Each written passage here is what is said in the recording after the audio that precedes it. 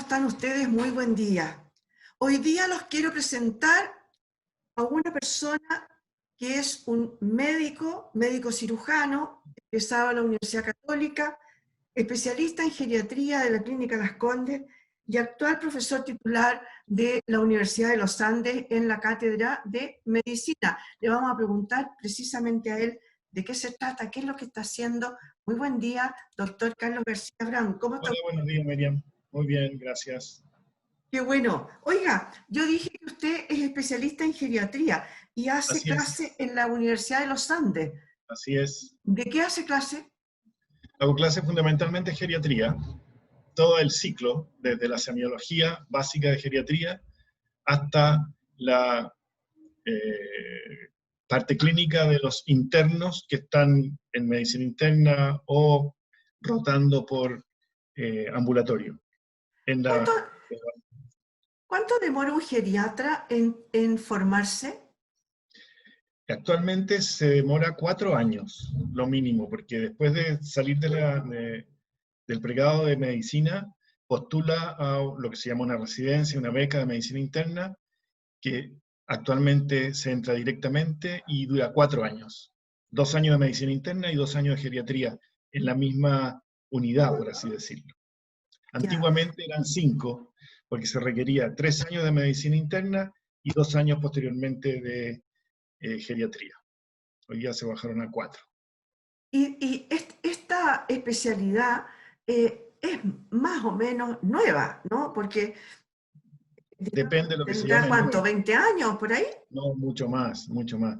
La geriatría empezó en el mundo a mediados del siglo pasado, en forma, Ah, yo diría, más científica. Ya en el año 30 y algo, 40 y tanto, en Inglaterra, en Israel, después en Alemania y posteriormente en Estados Unidos, ya se empezaron a formar médicos con una visión geriátrica más integral, pensando ¿y en que acá la en población. Chile también? ¿Acá en Chile también? No, en Chile mucho más tarde. La geriatría empezó, yo diría, ahí sí que empezó hace unos 20 años atrás probablemente, con la primera beca que abrió la Universidad de Chile, quizá un poco menos, 15 años, y después la Universidad Católica. Y después se integró la Universidad de Santiago y actualmente no sé si hay alguna otra universidad que esté formando geriatras. No son muchos los geriatras de Chile y tampoco son muchas las plazas que hay para formarse como geriatra. Eso le iba a preguntar, ¿por qué son tan pocas si se supone que la población está cada vez más teniendo mayor expectativa de vida y está envejeciendo mucho? Tenemos como la pirámide invertida, ¿no? Hay Claro, poco nacimiento. todavía, sí, todavía no se invierte la pirámide, de ninguna manera. Todavía aún hay más nacimientos que fallecimientos en el país. Ya, Lo que sí, que la expectativa de vida ha aumentado en forma, uno no puede decir dramática, ha aumentado en forma muy importante estos últimos 30 años de la existencia de nuestro país. Y en los últimos 100 años se ha duplicado prácticamente, 40 años que teníamos a principios del siglo XX, año 1900, a casi 80, más de 80 actualmente en el 2020. Lo que sí es cierto es que actualmente en este año, prácticamente desde el punto de vista de la definición civil, por así decirlo, de ujú, adulto mayor, que es personas mayores de 65 años, si los comparamos con la definición civil de niños menores de 15, en este momento es 1 a 1. Es decir, hay tantos adultos mayores como niños en nuestro país. Y esta proporción va a ir aumentando a medida que pasen los años. Entonces, el año 2030 sí, probablemente hayan ya más adultos mayores que niños. Y así progresivamente si es eso, ¿por qué las universidades o la formación ha sido tan lenta de en geriatría. listas en geriatría? Bueno, nadie sabe bien. La geriatría no es una enfermedad, no es una especialidad sencilla. No es una enfermedad, uno puede decir, relativamente fácil, porque tiene que combinar dos cosas que son muy importantes. Una, la disminución progresiva de la capacidad vital, por así decirlo, de un individuo que envejece, que además se le van agregando las enfermedades propias de la interacción con el medio ambiente. Entonces, esas dos cosas hacen que la interacción entre el médico y el paciente sea compleja, un poco más difícil y un poco más demorosa. Actualmente uno ve que en nuestra sociedad, nuestra población, todo el mundo, incluso estudiantes, juventud, lo que le interesa es resultados inmediatos. Eso no lo tenemos en geriatría. En geriatría es hacernos cargo de un adulto que va envejeciendo hasta que se muere. Hacernos cargo de su salud y de su cuidado en forma global.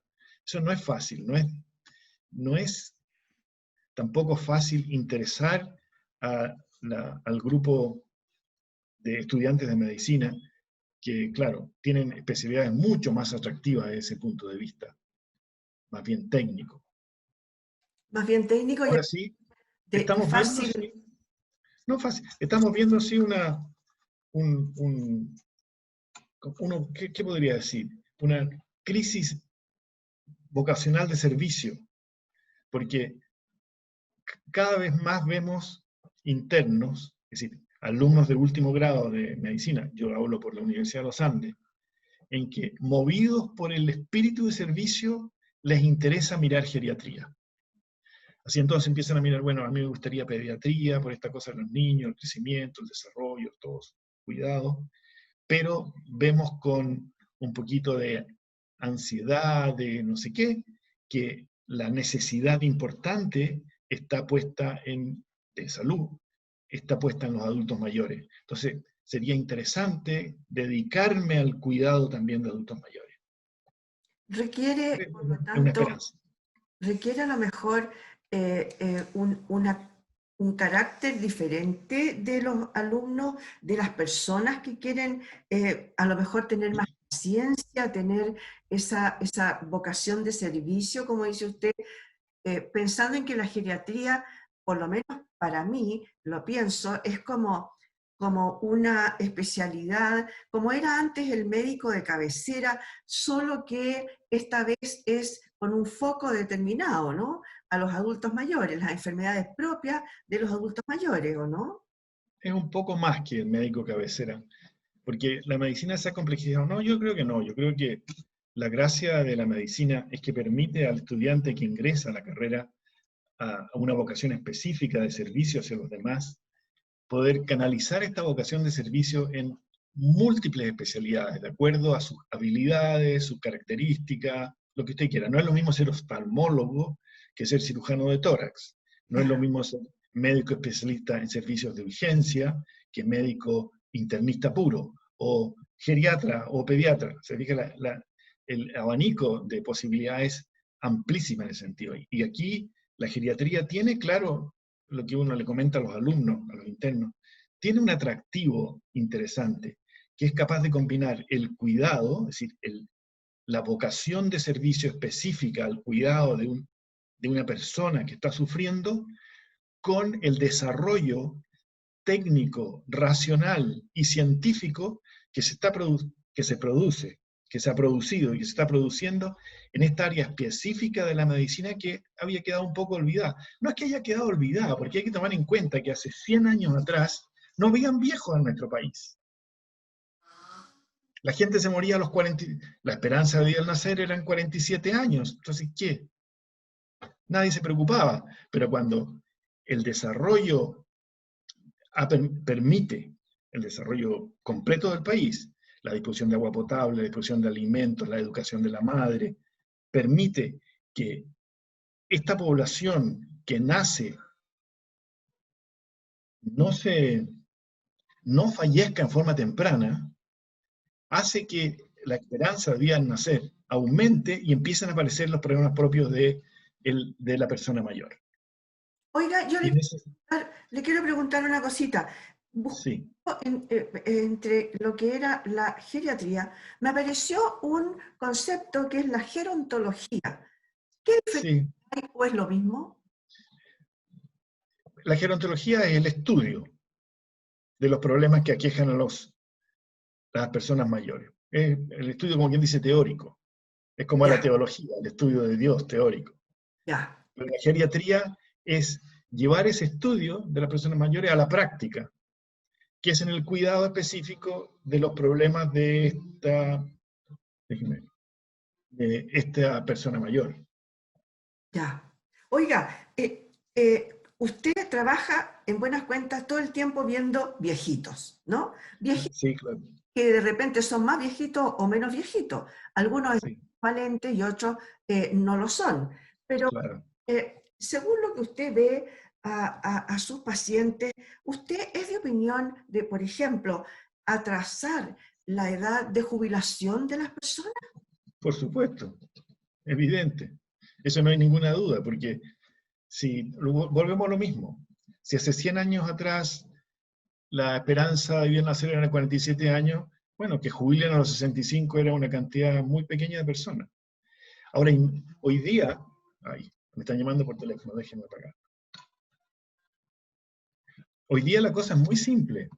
La inmensa mayoría de mis pacientes entre 65, para poner edad de adulto mayor, entre 65 y 75, yo diría un 90% de ellos, que es un 10% pequeñito, está completamente autovalente para actividades que llamamos nosotros instrumentales de la vida diaria. Están trabajando, son capaces de manejar, su dinero, ir a comprar, hacer transacciones económicas, hacer un nuevo negocio, hacer lo que estime conveniente. ¿Se fija? Eso no sucedía hace 100 años atrás. Entonces, por supuesto que una persona, si jubila a los 75, tiene una esperanza de años de vida remanente prácticamente de 30 años. Bueno, de alguna manera tiene que financiar esos 30 años que le quedan sin trabajar. Y es imposible financiarlo si no trabaja por lo menos 40 años antes. En otras palabras, a los 65 años, a los 70 años, la inmensa mayoría de la población está suficientemente robusto en la expresión de geriatría para poder tener un trabajo igual que el resto de la población de adultos corriente, por así decirlo. Además, hay que tomar en cuenta, si uno quiere tener un envejecimiento exitoso, entre otros muchos factores, la mantención de la capacidad cognitiva, mental y educativa es clave. Y para eso se requiere estar activo en el mundo laboral, para estar progresando en su profesión. Bueno, a eso era justamente lo que yo quería apuntar ahora en lo que le quería preguntar. Y es que significa entonces que aquellas personas que dejan de trabajar a la edad realmente de 60 o 65 años, y con esos años que le quedan, a lo mejor están bajando su expectativa de calidad de vida, ¿no? Al Es, no mantenerse. es probable, es muy probable, porque eh, para mantenerse activo desde el punto de vista físico, mental, psicológico, hay que seguir estando activo. Estando activo desde el punto de vista físico, desde el punto de vista cognitivo, desde el punto de vista mental, desde el punto de vista de la socialización, de su vida espiritual, etcétera, etcétera, etcétera. Usted tocó recién un tema, lo dijo así al pasar, su vida espiritual. ¿Usted Sí. cree que el trabajo comunitario, por ejemplo, o el trabajo por los demás puede ayudar a los adultos mayores que tienen el tiempo y las ganas, obviamente, y la salud les acompaña, como para hacer este tipo de trabajo comunitario? Pero eso es otra cosa, no es vida espiritual. Eso puede ser, no sé, solidaridad, fraternidad, trabajo voluntario, lo que sea. La vida espiritual es la sensación o la trascendencia de la persona en relación a la existencia. Es otro cuento. Mantenerse activo en la vida social es una forma de envejecimiento exitoso, sin duda. ¿Cuándo debemos empezar a preocuparnos para tener un envejecimiento exitoso? Desde la infancia. Y el problema que vemos nosotros los geriatras desde hace mucho tiempo que estamos diciendo. Niños obesos, niños sentados delante del computador, niños en pantalla, niños que comen chatarra, que empiezan a fumar temprano, no esperen tener un envejecimiento exitoso. No lo esperen. Nosotros vemos con cierta aprensión que de aquí a 50, 60 años nuestra expectativa de vida al nacer caiga. Ah, ¿así de drástico? Así de duro es el asunto, claro. Si no nos preocupamos desde la infancia, no esperemos tener un envejecimiento exitoso. No lo esperemos. Doctor, lo quiero llevar a otro tema. Ah, ¿qué opina usted de la eutanasia o de la muerte asistida? Ahí tengo un tema, una opinión bien particular. Primero, la eutanasia no tiene ninguna razón de existir, porque actualmente y con el avance de la medicina, no hay razón por la cual un enfermo queda abandonado con dolores intratables, con sufrimiento, lo que sea. Todo se puede tratar. Pero la eutanasia tiene un problema que es aún mayor desde el punto de vista de la medicina, de los médicos que pueden practicarla. Porque si aceptamos la eutanasia, los médicos nos transformamos rápidamente en dos posibilidades. O somos un verdugo del enfermo, si estamos contratados por el Estado para provocar la muerte, adelantar la muerte en un individuo que está enfermo, eso es un verdugo. O somos sicarios, si alguien nos contrata para matar a un tercero o matarse a sí mismo. La eutanasia es tan grave que cambia el foco de servicio de la medicina, del cuidado hacia un enfermo, hacia lo que decía, o transformarnos en verdugos o verdaderamente sicarios. Y ahí está el problema desde el punto de vista de la medicina, no desde el punto de vista del enfermo. Perfecto, además de que obviamente hay toda una trascendencia en lo moral, ¿no? Yo no quise ni tocarla, si aquí estaba viendo nada más que la parte un poco del punto de vista interno, del fuero interno de los médicos, que tienen que pensar que uno no puede ser un sicario. A mí no me puede contratar una persona para que mate a un tercero. Y tampoco puede estar contratado por el Estado, transformarme en un verdugo. Si se abolió la pena de muerte, yo no puedo empezar a matar a mi enfermo. ¿Y qué diferencia habría con esta muerte asistida que sí existe dentro de la medicina como em, no sé si es como un caso extremo o No, no hay. algo de eso?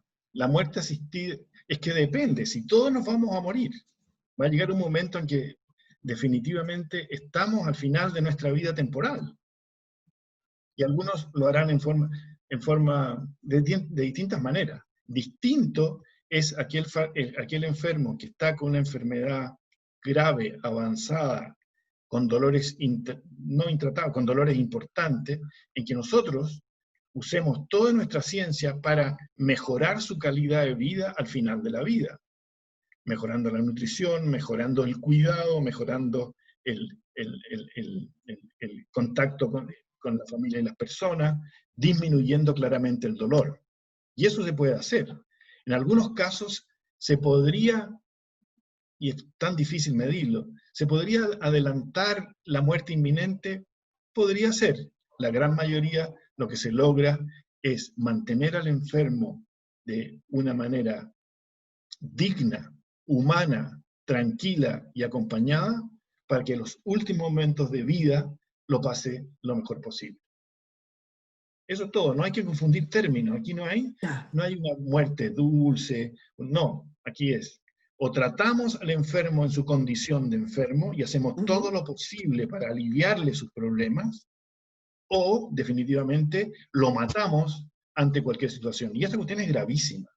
Usted sabe, por ejemplo, que en Bélgica creo que, o en Suiza, dejaron de nacer, aquí me cambio al otro extremo, no hay más síndromes de Down, porque los matan antes que nazcan. Están haciendo abortos de los niños de Down. Entonces se terminó la investigación en Down. ¿Qué hubiera pasado si hubiéramos tenido eutanasia, como hubo un tiempo, hace, no sé, 100 años atrás? no existirían los diabéticos, porque todos los diabéticos insulino requirentes o los diabéticos complicados, bueno, los matamos, se termina el problema. Por eso no es la vocación de la medicina, la vocación de la medicina es el cuidado de nuestros enfermos, es intentar mejorarlos, ¿No podemos mejorarlos? Bueno, lo que hacemos es disminuir los dolores, cuidarlos hasta el final. Y usted topó recién el otro extremo, como dijo. ¿Qué opina entonces de el aborto, por ejemplo, la ley que salió acá en Chile aprobada por las 3 causales? No, pero eso ya está fuera completamente de mi ámbito. Aquí no hay ámbito técnico, ¿no? La opinión sobre el aborto es siempre negativa, pero yo ahí tendría que ser ginecólogo y ya estoy bastante alejado de la ginecología y de la pediatría más todavía, ¿no? Claro, usted Me está en el dedico otro más a extremo, adultos como mayores. es. Claro, aquí lo que más nos compete es la eutanasia, que nos da, como quien dice, mucho molestia en ese sentido, porque una ley de eutanasia, ya sea en adultos mayores o en enfermedades que son un poco más graves, va a impedir su progreso. Imagínense si hubiéramos dedicado la ley de eutanasia a todos los niños con leucemia linfoblástica. Es decir, estos últimos 20 años, el conocimiento que tenemos del tratamiento del cáncer, de la leucemia, es gigantesco. Cuando yo era interno de medicina hace muchos años atrás, se moría el 70% de los niños con leucemia linfoblástica. Hoy día sobreviven hasta la edad adulta y viven en forma especial casi el 90%. ¿Y eso por qué? Porque han habido gente que se ha dedicado a estudiar en forma permanente, bueno, ¿cuál es el tratamiento mejor para esto? Y este es un ejemplo solamente, que uno lo ve, pero hay tantas enfermedades que ha progresado en que si hubiéramos tenido una ley de eutanasia hubiera sido tanto más fácil matarlos, esos enfermos. En la geriatría está apareciendo un par de enfermedades que son, claro, son un poco más complejas, pero que pueden ser satisfactorias. La estenosis aórtica degenerativa del adulto mayor. Si lo dejáramos así, sin nada, y empieza a aparecer esta estenosis, se hace más severa, decimos, ya perfecto, pongámosle morfina subcutánea o endovenosa y lo matamos. Bueno, habríamos impedido que hoy día es posible reemplazar la válvula mitral mediante un procedimiento, es cierto que es invasivo, pero a través del torrente sanguíneo. Un procedimiento que dura 1 hora, que la inmensa mayoría de los adultos mayores que tienen este problema los deja prácticamente sanos, prácticamente. Qué maravilla, en realidad, los avances de la medicina. Volvamos a la geriatría. Doctor, denos algunos, dígame, ¿cuáles son, así como bien en general, las patologías que usted más ve en personas ya de adulto mayor? No sé si tercera, cuarta edad. ¿Hay diferencia? Es que depende, porque ha ido cambiando. Los geriatras dependen. Hay un envejecimiento que dice civil, en que está claramente establecido edades cronológicas, menores de 15 años son niños, entre 15 y 65 años son adultos, mayores de 65 años son adultos mayores. Pero la geriatría tiene más definiciones, porque un adulto mayor, nosotros decimos adulto mayor joven entre 65 y 75, adulto mayor entre 75 y 90, y adulto mayor mayor de 90.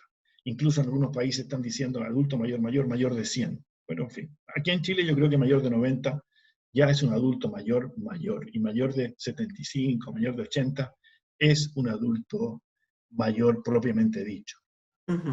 ¿Cuáles son las patologías del adulto entre 65 y 75? Las mismas que la medicina interna, muy parecidas. No hay cambio. Hipertensión arterial, diabetes, hipotiroidismo, y el resto que van apareciendo, lo que sea. En los mayores de 75, más cerca de los 80, lo que empieza a aparecer son los deterioros cognitivos, con mucha fuerza. La pérdida de memoria, alteraciones del ánimo, alteraciones de la conducta, que en los mayores de 80 ya se van empezando a transformar claramente en la demencia. Y ese es el gran foco del adulto mayor mayor de 80 años. Es el primer, yo diría, el principal grupo. Ya. El segundo punto es lo que nosotros llamamos fragilidad, que es la disminución progresiva de la capacidad de efectuar sus actividades en la vida diaria. ¿Por qué? Porque se va perdiendo musculatura, se va perdiendo fuerza en los huesos. Entonces la persona mayor cada vez se va haciendo cada vez un poquito más débil. Si no se preocupa, la debilidad lo lleva a una fragilidad que es parte del fallecimiento. El tercer punto que vemos con mucha fuerza en estos mayores es lo que llamamos nosotros la multimorbilidad y polifarmacia, que es un tema que nos preocupa muy importantemente porque es reversible, en el sentido de que no la multimorbilidad. Uno ve que los mayores de 80 tienen en promedio más de 3 enfermedades crónicas y con múltiples tratamientos. Lo que sí es mejoría es cómo mejoramos esas personas con enfermedades crónicas con la mínima cantidad de medicamentos posible. Entonces, ese es el tercer gran grupo de enfermos que nosotros vemos en la consulta ambulatoria. Como son tres: deterioro cognitivo y demencia, fragilidad o disminución progresiva de su capacidad de efectuar cosas en la vida diaria, y por último la multimorbilidad y la polifarmacia. ¿En qué momento uno decide, por ejemplo, que ya no puede cuidar a ese adulto mayor que está en la casa y lo tiene que internar en algún, no sé, recinto geriátrico? No, eso es sumamente personal. Allá. Sumamente personal. Hoy día, por lo menos lo que me toca ver a mí, es que la mayoría de los adultos mayores viven más bien autónomamente, solos o acompañados, ya sea con la esposa o por alguien. Y hay un grupo, claro, que vive con algún hijo. Y el momento de llevarlo a un hogar de ancianos depende de la familia, de las condiciones que están. ¿Cuándo uno lo recomienda? Cuando el adulto mayor, el problema, el trabajo, el cuidado que requiere sobrepasa las habilidades, condiciones que le pueden dar en la casa. Y eso hay que evaluarlo, Ya. persona a persona. Ya, me queda clarísimo. Oiga, doctor, creo que no le voy a poder quitar más tiempo porque en realidad se nos está acabando. Cuénteme, ¿usted podría darnos una pequeña recomendación al final del programa como para envejecer en forma saludable? ¿Qué tenemos que hacer? Porque en realidad todos le tenemos un poco miedo a las demencias, obviamente incluyendo al Alzheimer, y a Claro. una serie de enfermedades que empiezan a aparecer, como dice usted, en esta segunda etapa de los adultos mayores de la que nos hablaba recién. Mire, esto debiera empezar desde, uno dice, desde el nacimiento, desde cuando uno es niño. Pero ya que uno es adulto mayor, nunca es tarde. Nunca es tarde. ¿Qué es lo que hay que hacer? 5 cosas. 5. Lo primero son hábitos de vida saludable. Es cierto que cada vez, mientras mayor sea la persona, más difícil lograr hábitos, pero como me pidió que lo dijera, voy a tener que decir todo. Perfecto. Hábitos de vida saludable. Y de los hábitos de vida saludable, ¿de qué hay que preocuparse? Primero, de las adicciones. El tabaco cero, alcohol responsable. Segundo, alimentación. Evitar exceso de grasa, ojalá un régimen mediterráneo, con bastante verdura, con pescado, con aceites vegetales, etc. Y tercero, ejercicio. El ejercicio físico se ha demostrado que es la mejor forma de prevenir las demencias. Y el ejercicio físico debe ser permanente y diario. No voy a meter en más detalle porque si no, no sigo con el resto. Hábitos de vida saludable. Segundo, educación continua. A mayor educación, menor probabilidad de Alzheimer. ¿Qué significa eso? Que uno tiene que seguir estudiando. Usted tiene 80 años, le digo a un paciente, bueno, tome un curso en la universidad si está en forma adecuada. Yo tengo algunos pacientes, no muchos, que han hecho una segunda carrera y se han juntado con alumnos de 20, 18, 21, y ellos tienen 70, 75 años, pero después de ingeniería han sacado derecho, o después de enfermería han sacado derecho, o lo que sea. Ujú. ¿Ya usted no quiere hacer una cosa tan potente? Bueno, tome ese curso de extensión. ¿Tampoco quiere curso de extensión? Bueno, lea. Pero, buenos libros, literatura, por último el diario, converse. Manténgase educado. A mis colegas que veo, adultos mayores, les digo, ¿qué le interesaba a usted cuando era especialista en lo que sea? Bueno, me Ujú. interesaba una cosa específica del cerebro. Bueno, siga profundizando en eso. Siga yendo a sus reuniones de medicina, a lo que sea. Educación. Tercero, control de enfermedades crónicas. Si uno tiene diabetes, por lo que sea, si uno tiene hipertensión, si uno tiene hipotiroidismo, si uno tiene artrosis de lo que sea, bueno, preocúpese. Si tiene enfermedad del corazón, tiene enfermedad del pulmón, preocúpese. Si no controla en forma adecuada, permanente sus enfermedades crónicas, no va a envejecer en forma exitosa, haga lo que haga. Aquí hay que ser, uno dice, majadero, controle sus enfermedades crónicas. Quinto, sociabilice, ábrase a los demás. ¿Cómo? De muchas maneras. Primero la familia. Mantenga contacto con los hijos, mantenga contacto con los nietos, mantenga contacto con sus hermanos, mantenga contacto con sus cuñados, con lo que sea. Segundo, con sus compañeros de colegio, con sus compañeros de universidad, con sus compañeros ex compañeros de trabajo, etc. En ese sentido, las Fuerzas Armadas han jugado un papel interesante con los clubes que ellos mismos forman. Club de oficiales, club de suboficiales, club de caballería, club de artillería, club de no sé qué. Eso indudablemente favorece un envejecimiento exitoso. Y por último, preocúpese de la religiosidad, como hemos conversado. La vida espiritual es fundamental. Hay que pensar que nosotros somos finitos, que en algún momento vamos a morir y que nos vamos a encontrar con una realidad espiritual que no conocemos de forma adecuada. Aquellos individuos que son capaces de seguir participando en sus organizaciones religiosas, cualquier que haya sea, y mantienen una vida espiritual activa, son más felices, viven más tiempo y se recuperan más de las enfermedades crónicas. Ahí tienen las 5 cosas que hay que hacer para un envejecimiento exitoso. Muchas gracias, doctor Carlos García Abraham, geriatra de la Clínica Las Condes, médico cirujano de la Universidad Católica y obviamente también es profesor de la Facultad de Medicina de la Universidad de los Andes. Muchas gracias por haber estado con De nosotros. nada, pues. Nos quedó súper claro el tema geriátrico y de cómo envejecer en forma saludable. Muchas gracias por haber estado con nosotros hoy día. De nada, si Dios quiere, nos veremos en algún otro momento. Obviamente que sí, doctor, lo vamos a invitar. Muchas gracias a ustedes también, señoras y señores, por haber estado hoy día con nosotros. Nos volvemos a ver en otro programa de En Tiempos de Coronavirus. Muchas gracias por haber estado ahí.